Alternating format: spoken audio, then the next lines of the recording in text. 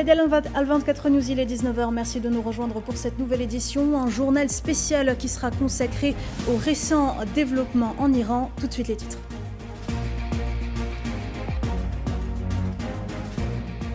À la une, donc ce soir, l'Iran lance une puissante réponse à l'agression américaine. Plusieurs explosions ont été entendues au Qatar, pays qui abrite la plus grande base américaine du Moyen-Orient. Le pays qui a d'ailleurs annoncé plus tôt dans la journée la fermeture de son espace aérien. Le Bahreïn, les Émirats arabes unis, l'Irak et le Koweït ont également fermé temporairement leurs espaces aériens.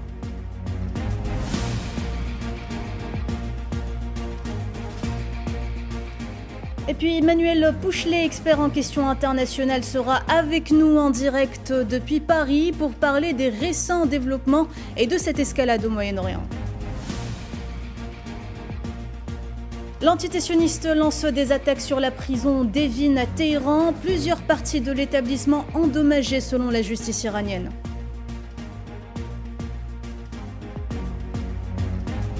Et enfin, l'Iran cherche à suspendre sa coopération avec l'AIEA. Le président du Parlement iranien a déclaré travailler à l'approbation d'un projet de loi dans ce sens, à condition de recevoir des garanties concrètes de conduite professionnelle de la part de cette organisation. Bonsoir à toutes et à tous. Vous l'aurez compris, l'Iran a lancé ce lundi soir sa riposte à l'agression américaine, selon la télévision d'État iranienne.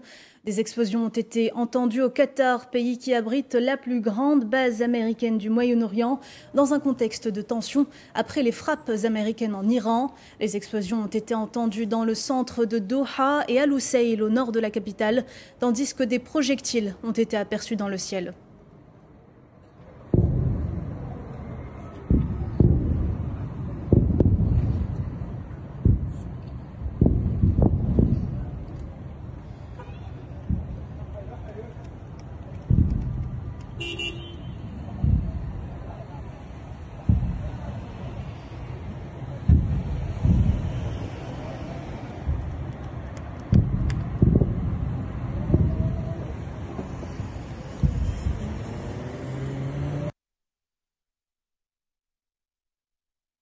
Voilà, on regarde à présent les images qui nous parviennent de la capitale qatari, Doha, où le calme semble régner après une série de frappes iraniennes. Justement, Manuel Pouchelet, expert en questions internationales, est avec nous en direct de Paris. Bonsoir. Bonsoir madame. Alors Manuel Pouchelet, la riposte de l'Iran aux attaques américaines était attendue. La question qui se pose maintenant, quelles seront, selon vous, les conséquences de cette riposte? L'objectif pour Téhéran est bien sûr, il faut le dire, de montrer à Donald Trump qu'ils ont toujours la capacité intacte de répliquer, malgré les bruits qui courent sur soi-disant un affaiblissement de sa puissance militaire. Je pense que Téhéran a une réponse mesurée. Il faut savoir que cette attaque sur la base américaine au Qatar, les autorités qataries ont été prévenues. Et également, les Américains avaient pris leurs prédispositions, si vous voulez, pour évacuer cette base. Maintenant, il faut savoir que dans cette région, les Américains n'ont pas gardé un très bon souvenir de leur passage ou même de leur présence. Pourquoi?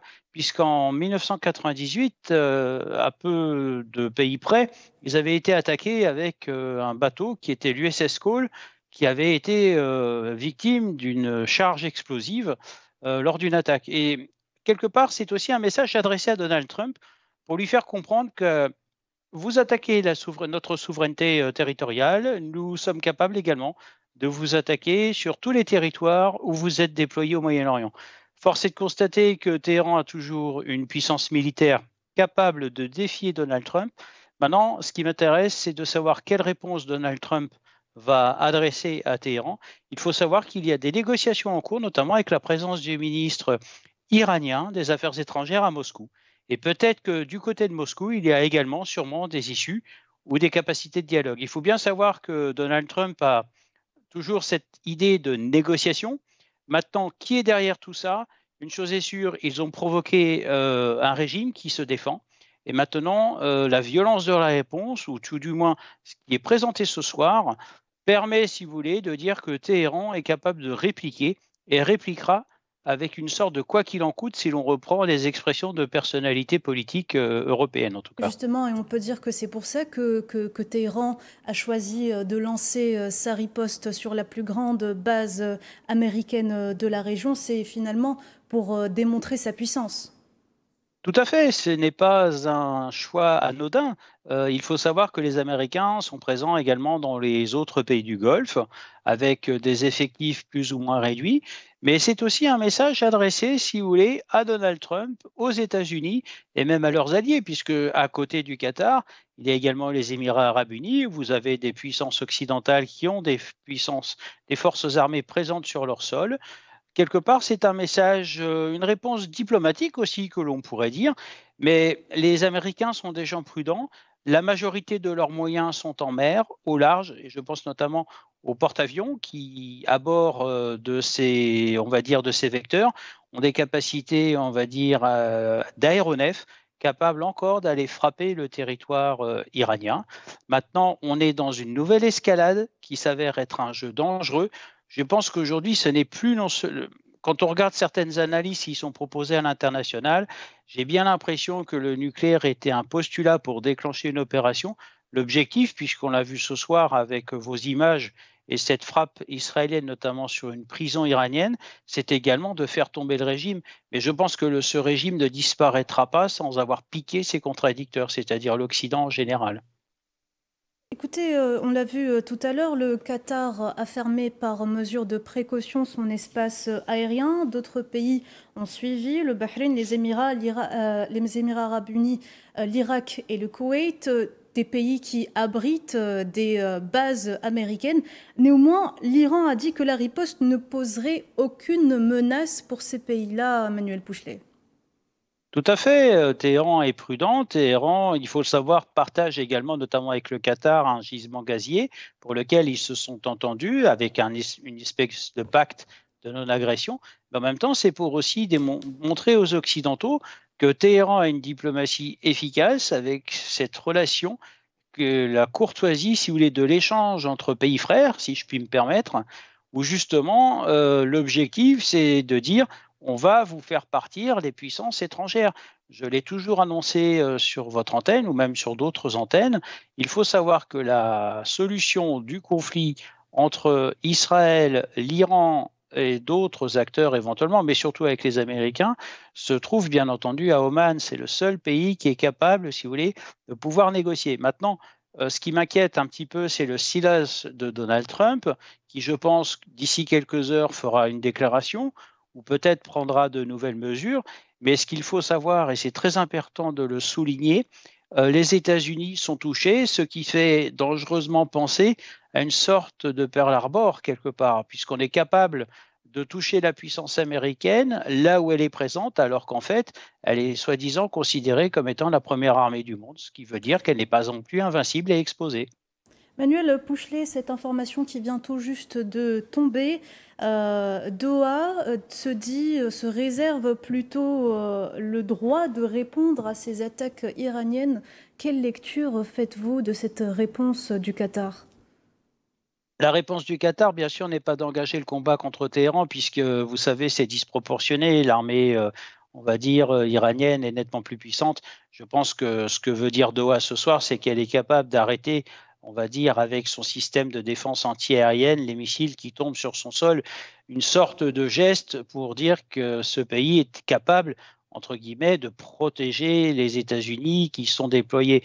Mais si vous avez une base américaine qui est aujourd'hui désertée, ça veut dire que les Américains ont pris leurs prédispositions pour évacuer la zone grâce à un renseignement précis, notamment satellitaire, peut-être aussi des écoutes, toute une multiplication de moyens modernes que Téhéran n'a pas forcément. Maintenant, ce que dit Doha, c'est que c'est un pays qui est très armé, il faut le savoir, hein.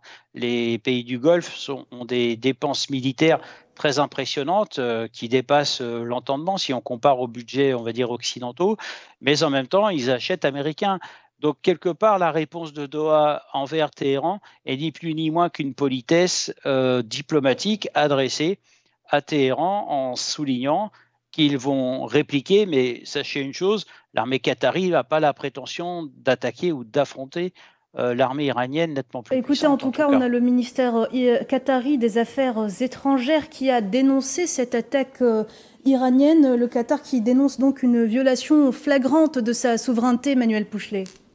Oui, tout à fait. Si vous voulez, on est dans une logique protocolaire. Attention là, on est dans une logique protocolaire d'éléments de langage qui sont dictés, si vous voulez, grâce aux relations internationales. Et ce qui vient d'être dit, et merci de le partager avec les téléspectateurs, c'est très important. Pour l'instant, le ton est pondéré. Je ne pense pas que Doha fasse l'erreur, à moins qu'elle soit entraînée par les Américains, mais bon, j'en doute, d'aller attaquer de front, si vous voulez, Téhéran. Téhéran a été prévenant, attention, je me permets de me répéter volontairement, Téhéran a été prévenant en disant qu'ils allaient tirer une salve de missiles sur cette base et qu'en aucun cas elle toucherait on va dire, les installations qataries. Très bien, alors on continue de développer cette actualité brûlante. Emmanuel Pouchelet, je reviens vers vous dans quelques instants. Alors cela fait donc exactement 11 jours depuis que l'entité sioniste a lancé son agression criminelle contre l'Iran et la riposte iranienne ne fait que s'intensifier. Ce lundi, l'armée iranienne a envoyé des dizaines de drones suicides équipés d'ogives antimatérielles vers les territoires palestiniens occupés. Selon l'agence de presse iranienne, la plupart des drones militaires lancés ont atteint leur cible. شباب وقع صاروخ علي وقع صاروخ عندي وقع صاروخ عندي فزرت السيارة. Et au moins 10 membres des gardiens de la Révolution ont été tués dans la nuit de dimanche à lundi dans des attaques sionistes ayant ciblé la ville de Yezd au centre de l'Iran. Selon l'agence Tesnim, de nombreuses personnes ont également été blessées.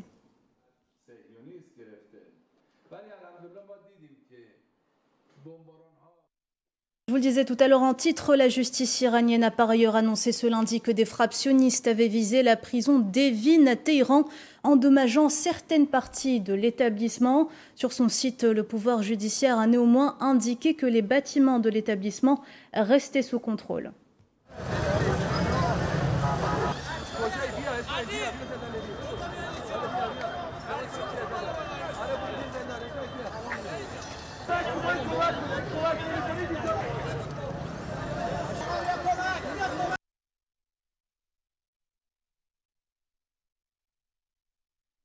Emmanuel Pouchelet, je reviens rapidement vers vous. Cette attaque contre la prison d'Evin n'a finalement rien à voir avec les objectifs initialement annoncés par l'entité sioniste.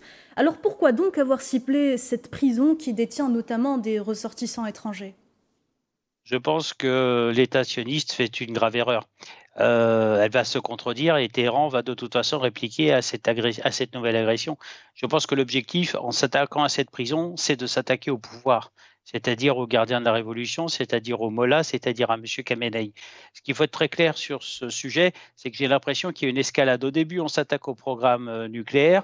Ensuite, on se cherche de nouveaux objectifs. En fait, vous vous retrouvez vraiment dans ce qu'on appelle un théâtre. Avec un théâtre, mais en même temps, vous savez que les trois unités, unité de temps, unité de lieu, unité d'action. On a vu l'unité de temps avec ces 10 premiers jours qui ont été consacrés, on va dire, à la destruction du complexe nucléaire, mais finalement, on n'en a pas les résultats puisque Téhéran n'a pas communiqué. Puis je vous ferai remarquer que les moyens employés par les États-Unis et la profondeur des sites font croire que finalement, il n'y a rien qui a été touché. Ensuite, unité de lieu, on vise finalement, au début, on visait les sites nucléaires et aujourd'hui, on vise la capitale. Donc, c'est quand même un message fort de déterminisme du côté des Israéliens. Et enfin, le temps, où là, cette fois-ci, c'est Téhéran qui reprend la maîtrise du temps. On a eu un basculement du temps avec l'initiative de Donald Trump qui a imposé son temps, qui avait annoncé 15 jours de délai et finalement qui s'est transformé en 48 heures. Maintenant, Israël reprend l'initiative. Maintenant, sur quel type d'information, nous ne le savons pas. Mais ce qui est quand même inquiétant, c'est cette escalade-là avec cette attaque de la prison. Il y a volontairement l'envie, si vous voulez, de déstabiliser le régime iranien. D'ailleurs, vous l'avez sûrement mentionné dans vos éditions, il faut savoir que Téhéran a pendu une personne jugée d'espionnage. Donc attention, le régime fonctionne toujours impeccablement bien. On s'attaque à ces symboles comme cette prison. Demain, qu'est-ce qu'il en sera ? Il aura sûrement d'autres cibles. Pourquoi pas d'autres bâtiments, puisqu'on a parlé, rappelez-vous, il y a encore à peine 10 jours, du ministère de la Défense et d'autres grandes organisations qui appartiennent au corps des gardiens de la Révolution. L'objectif est non avoué, mais en tous les cas, c'est de déstabiliser le pouvoir pour le faire chuter. Manuel Pouchelet, si Téhéran a décidé de bombarder la base américaine au Qatar, c'est que l'Iran avait sûrement des informations qui disent que finalement c'est à partir de ces bases-là que les missiles américains partaient. Alors de là à vous dire que les missiles américains partaient de cette base-là, j'ai un petit peu d'autres informations. Je ne le pense pas très honnêtement. Les missiles américains, si vous voulez, ils ont un dispositif un petit peu particulier, notamment avec l'emploi d'un sous-marin qui a lancé des Tomahawks. Le même sous-marin avait lancé les Tomahawks il y a quelques années contre le régime de Bachar el-Assad lors du premier mandat de Donald Trump. Maintenant, les missiles, si vous voulez, américains, il y a plusieurs origines. Je rappelle que les Américains ont déployé dans la région un fort dispositif aérien.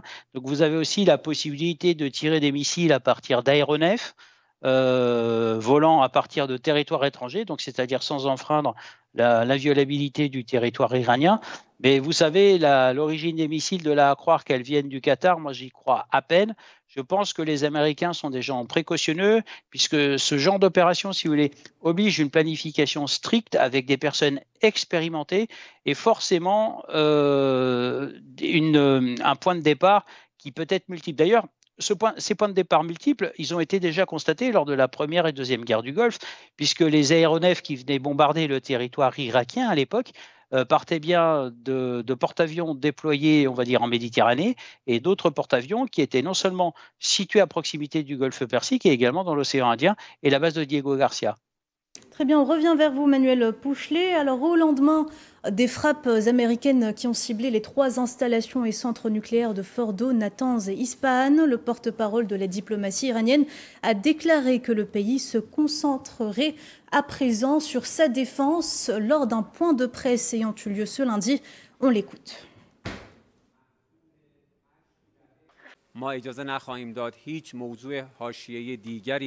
Nous ne laissons aucune question secondaire nous détourner et détourner notre objectif. Défendre notre cher Iran, ce qui compte désormais, c'est défendre résolument l'essence même de l'Iran et repousser le mal d'un ennemi qui, avec le soutien des États-Unis et de certains pays européens, a lancé une guerre injuste contre ce pays.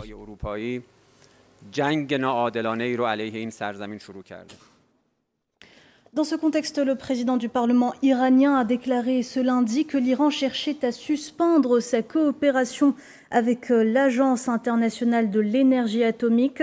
Mohamed Bagher Ghalibaf a déclaré travailler à l'approbation d'un projet de loi qui suspendrait donc la coopération avec l'AIEA à condition de recevoir des garanties concrètes de conduite professionnelle de la part de cette organisation onusienne.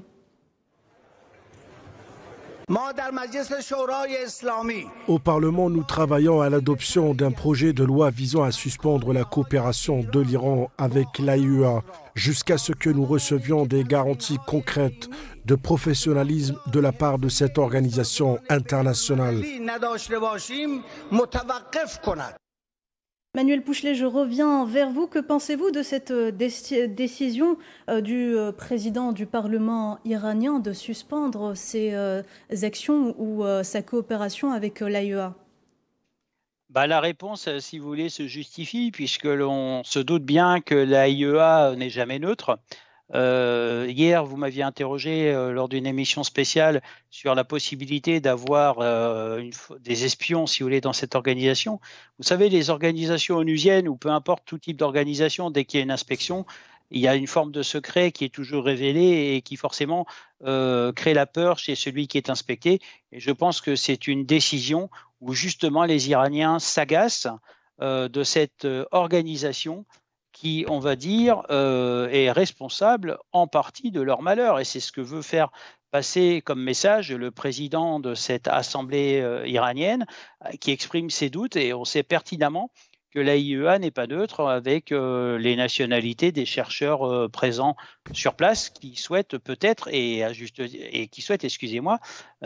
qui risquent surtout de révéler des secrets de ce programme. Et c'est une forme d'agression contre l'intégrité et la souveraineté d'un pays. C'est pour cela que le président, si vous voulez, du Parlement iranien s'inquiète et souhaite le départ des observateurs. On écoute justement à ce propos le directeur général de l'AIEA, Raphaël Grossi, qui s'est exprimé ce matin. À l'heure actuelle, personne, y compris l'AIEA, n'est en mesure d'évaluer pleinement les dégâts souterrains de Fordou, compte tenu de la charge explosive utilisée et de l'extrême sensibilité des centres réfugiés aux vibrations. Des dommages très importants sont à prévoir.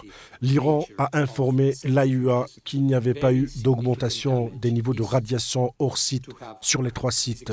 La situation sur les autres sites reste telle que je l'ai décrite dans mes précédentes mises à jour. Et l'AIEA n'a connaissance d'aucune nouvelle attaque contre les sites nucléaires iraniens depuis celle de dimanche matin. Nous continuons de surveiller la situation et encourageons l'autorité de régulation iranienne à rester en contact avec le centre d'intervention et d'urgence de l'AIEA.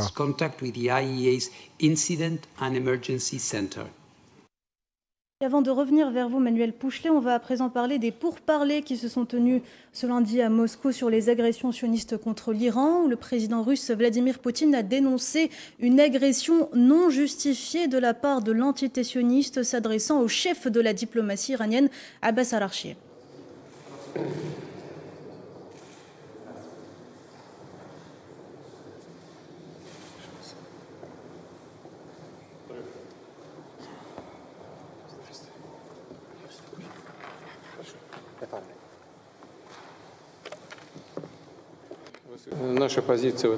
Notre position concernant les événements en cours est bien connue. Elle a été clairement exprimée par le ministre des Affaires étrangères au nom de la Russie et reflète la position que nous avons adoptée au Conseil de sécurité des Nations Unies. Cette agression absolument non provoquée contre l'Iran n'a aucun fondement ni aucune justification.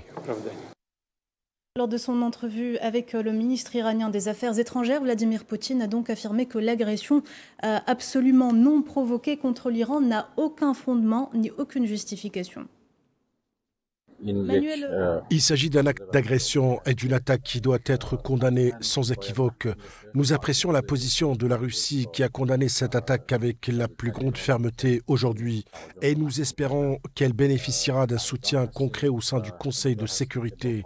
L'attaque menée par les États-Unis est avant tout une attaque contre la Charte des Nations Unies car elle la viole totalement. C'est une attaque contre le droit international, contre les normes et cadres juridiques et surtout contre le traité de non-prolifération et le régime de non-prolifération dans son ensemble. Voilà, on vient donc d'écouter les propos du chef de la diplomatie iranienne Abbas Araghchi qui a déclaré apprécier la position de la Russie contre ces attaques sionistes. Manuel Pouchelet, on le voit, Vladimir Poutine qui réitère une nouvelle fois son soutien à l'Iran. Oui, Vladimir Poutine réitère son soutien à l'Iran. Pourquoi? Puisque l'Iran est aussi un précieux allié par rapport à ce qui se passe en Ukraine. Mais je vous ferai remarquer que c'est aussi la démonstration que le système de la diplomatie et des relations entre les BRICS fonctionne. Et peut-être aussi, ce qui est important ce soir de souligner, c'est que M. Poutine est sûrement la personne qui aurait la clé de la solution. Regardez, il a mis, quand on fait un petit peu le contradicteur qu'est Donald Trump, il met en échec Donald Trump avec cette histoire de campagne électorale lorsqu'il avait annoncé vouloir régler le conflit en Ukraine en moins de 24 heures. Aujourd'hui, il se propose comme négociateur avec l'Iran notamment par rapport à ce dossier maintenant entre l'Iran, Israël et aujourd'hui les États-Unis. Maintenant, M. Poutine reprend son titre et son rôle de maître des horloges et de négociateur. C'est ce qu'il faut aussi dire, c'est que la Russie a toujours été un précieux allié de l'Iran et également une voix au sein du Conseil de sécurité pour ce pays qui est aujourd'hui agressé. Maintenant, le tout est de savoir comment vont répondre les Américains à cette nouvelle déclaration. Je rappelle que M. Trump et M. Poutine sont également en train de discuter. Donc, force est de constater que finalement, dans cette équation qui s'annonce longue, vous avez plutôt une entente multipartie entre l'Iran, la Russie et également les États-Unis. Mais pour l'instant, silence radio du côté de Washington qui, à mon avis, prépare sa réponse. Je rappelle que M. Trump a toujours été opposé au conflit et à tout type de guerre, notamment avec le Moyen-Orient. D'ailleurs, il en avait fait une déclaration en 2011 que beaucoup de personnes ont oubliée. Monsieur Poutine est, je pense, un habile négociateur puisqu'il connaît parfaitement la région, mais c'est aussi un fidèle soutien de Téhéran pour lequel il souhaite lui apporter son soutien, ce qui est rien de plus normal, en tout cas en termes de diplomatie et également d'influence dans la région. Très bien, merci beaucoup Manuel Pouchelet d'avoir répondu à nos questions. On rappelle l'information phare de ce soir. L'Iran a lancé une puissante réponse à l'agression américaine. Plusieurs explosions ont été entendues au Qatar, pays qui abrite la plus grande base américaine du Moyen-Orient. Le Qatar qui a d'ailleurs annoncé plus tôt dans la journée la fermeture de son espace aérien, en plus de nombreux autres pays de la région. L'actualité continue sur Al24 News. Vous retrouverez tout de suite Kerim Bouaziz dans l'échiquier international pour continuer de développer ce dossier. Excellente soirée à tous.